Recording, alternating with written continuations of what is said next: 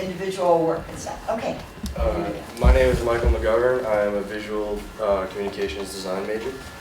I'm Zoey Best. I'm a digital filmmaking major. And today we're going to present to you the importance of visual design from a single frame, from print to a single frame image all the way through to a sequence of frames. In order to do this, we're going to need to first define what is visual design. And according to usability.gov, visual design is a emphasis on enhancing the aesthetics of an image or really anything by strategically implementing elements and to engage the viewers. And so I want to talk about those elements a little bit more. And there's a few basic elements to design, which I'm going to write on the board here because we're going to reference them later. So you have line, you have shape, we have your color palette, your texture, topography, and then form, which is 3D. Line is literally just a line. You can use it to connect two things. You can underline to create space between something or highlight something. Shape is a self-contained area defined by either line or color. Your color palette is just the colors you used in order to differentiate and emphasize. It could create depth and a multitude of other things. Your texture is how an image perceives, like this is a smooth blue, so you assume it's soft, it's welcoming, all that stuff. Texture, yeah, but it can also be used to distance or closen things. Then typography is words, fonts.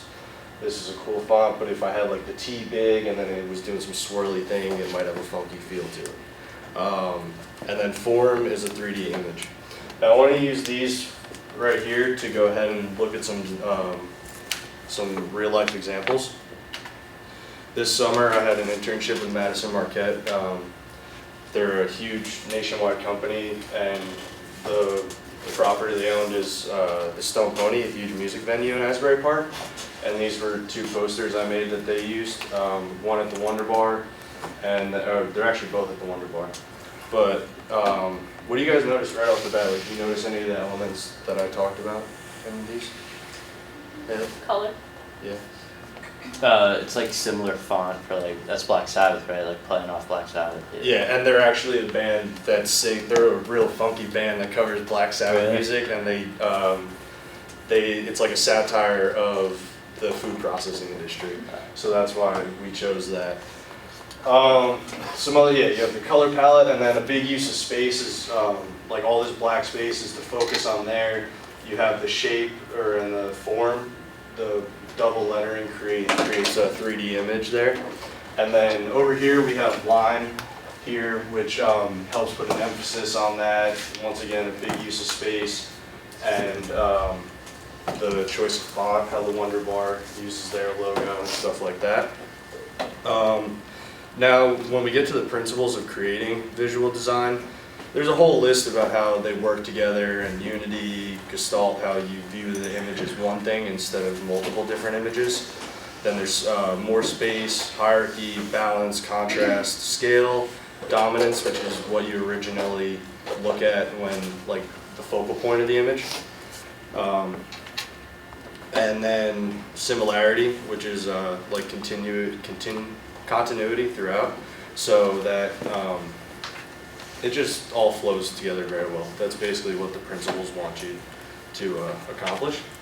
And if we go back to these, we have hierarchy, the big title, the smaller things, font, so you know when it is, and then in order of importance.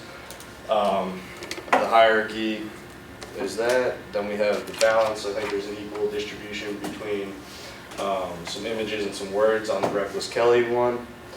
The dominance, you're immediately drawn to either Reckless Kelly or Max Sabbath, so you know exactly what it is promoting. And but you guys kind of get the idea. So taking these same principles, it moves into from print to frame by frames kind of work. So if I wanted to, here's some more examples about texture. white space, lines here, hierarchy, larger fonts. Contrast is a big one, that's helpful, and stuff like that. So when moving, you guys all know this movie? Yeah, Great Gatsby. That was really cool. I wasn't a huge fan, but I thought it was interesting.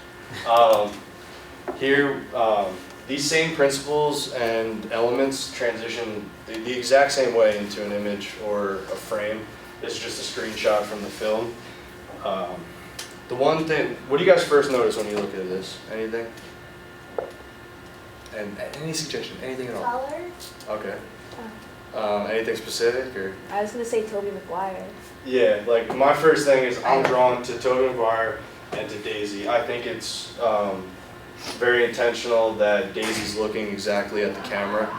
And another thing is you can kind of draw meaning from all these elements and all that stuff. Like this line right here, it puts them two on the same plane. And it pushes the other two off into the background, creating a hierarchy where the story mainly is going to revolve around their viewpoints, and the other two characters are kind of supporting. So it's really interesting how that works. Also, they're kind of blurred out in the background, which creates a distance from the other two. Then the color palette is interesting because the three men are all wearing black, which puts them in one group while Daisy's wearing a lighter color, and she's a little brighter and standing out. Once again, reiterating that she is a huge part of this. And also, the fact that they're all wearing slightly darker colors is makes them pop from the huge, like, grandiose gold background. So that's how that relates to that. And then I wanted to kind of give a little bit different of example from Interstellar. Gatsby was there was kind of a lot going on. This is very simplistic, and there's huge, they play on contrast a lot between the bright sky over there, the dark sea, the shadows here and there. And you can tell that the visual designer wanted to kind of keep it simplistic and about the greater theme of the movie, instead of like what's exactly going on in each scene. Because every new planet they go to, everything's very simplistic, and they use space a lot to define things. So it kind of just keeps the idea of the larger message. And yeah, now that we have defined the basic elements of visual design and applied the principles of creating a visual design from print to a single frame, Zoe's going to take it over and show you how that works with multi-frame. Okay.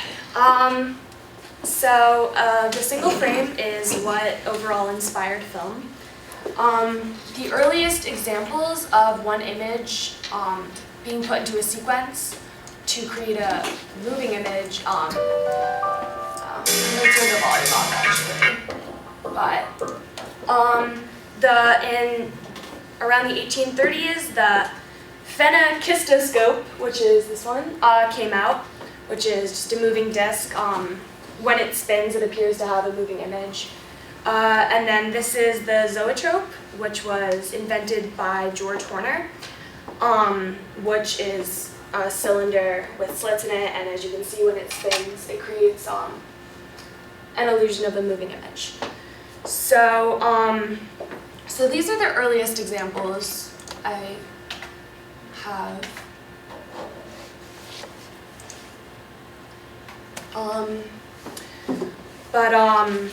The most influential event regarding the moving image being put into a sequence took place in 1872.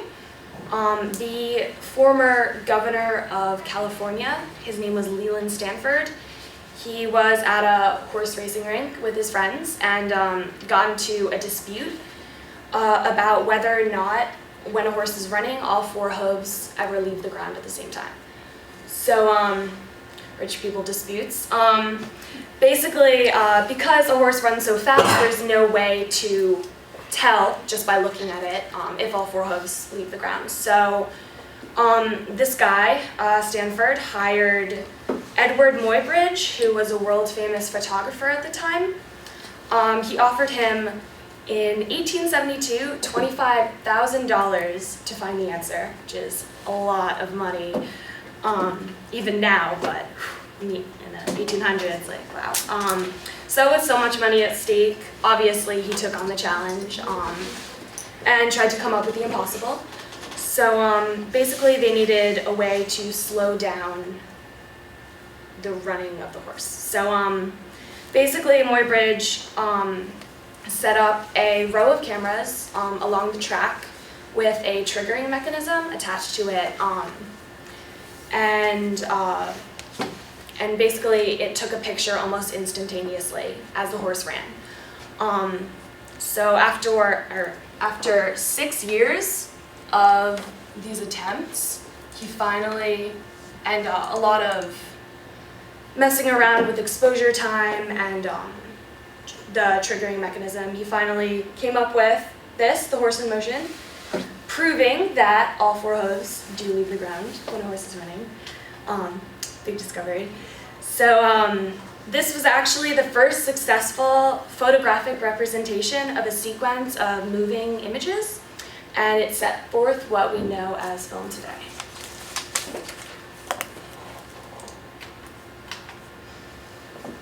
Okay. So Muybridge's sequence consisted of 12 images of the horse that were taken 1 second apart for 12 seconds. Today, a film generally consists of 24 frames per second, which is a lot of frames a second. In film, we use the term mise en scène, which is a French expression that means placing on the stage. It covers everything and the placement of everything within the frame, including props, settings, actors, costumes, lighting, really anything you see in that single frame. So,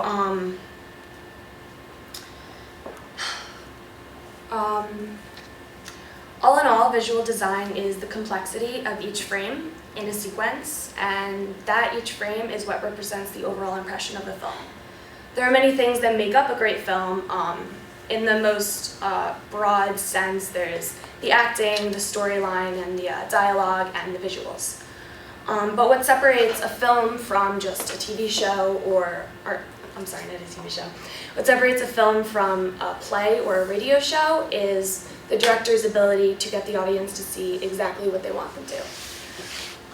So a perfect example of this is the classic film A Man with a Movie Camera, which came out in 1929 and was directed by Dziga Vertov.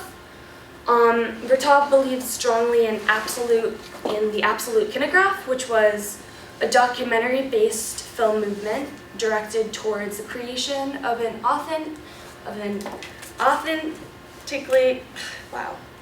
authentically international absolute language of cinema. So filmmakers like Vertov believed that creating a setting and then filming it was inauthentic, and that film should be used to document our world, and so it should be filmed kind of as is, undirected. So instead of having a plot or hiring actors, he simply took advantage of the new technology. Around this time, it was the first portable cameras. Before this, cameras were huge and pretty much impossible to move, so he took advantage of that and filmed a lot of weird, unique angles that had never been seen before. On top of this, he also experimented with double exposure, fast and slow motion, freeze frames, jump cuts, backwards playback, and stop motion animations. So these are just some screenshots. You can tell how old the films look, but the effects and the editing are really beyond his time. So it was really groundbreaking for filmmakers. It's still, this film is still studied today, and it's studied today for its powerful visual design and mise en scene, despite not following the status quo for filmmaking. To emphasize this even further, Vertov issued a statement at the beginning of the film, which read, "The film Man with a Movie Camera represents an experimentation in the cinematic communication, or visual phenomena, without the use of intertitles, which are subtitles, without the help of a scenario or a plot, and without the help of theater, which means actors. So basically he really wanted to get across that he's not trying to make the status quo film. He's really trying to let the camera kind of do all the work and like capture everything. So when it comes to mise-en-scene, one of the best examples are from one of my favorite classic films, The Cabinet of Dr. Caligari. It is a classic horror movie with bizarre dark visuals, which makes the theme evident. This was directed by Robert Wine, and it came out in 1920. And Wine created the sets with radical and deliberate distortions. You can see in this far image, the buildings are slanted, the light is kind of crooked, there's a lot of angles. As well, everything is very rough, not too detailed, very pointy and jagged. The narrow spiraling streets and structures and landscapes lean and twist, giving the impression that they could collapse at any second. Film critic Roger Ebert describes it as a jagged landscape of sharp angles and tilted walls and windows, staircases climbing crazy diagonals, trees with spiky leaves, grass that looks like knives. As well as the set, the characters were all dressed in very dark clothing. The men had very large, over-exaggerated, tall hats, and the women had very white patterned faces and dark eyes. As well as the costumes, the lighting, as you can see from these screenshots, is very dim, and the shadows are always evident and very exaggerated. At the end of the film, it is revealed that the narrator is actually mentally insane and is in a mental hospital. So once this is revealed, you can kind of see that the set changes a little bit to be a little more straight and symmetrical, which makes the contrast between sanity and insanity more evident.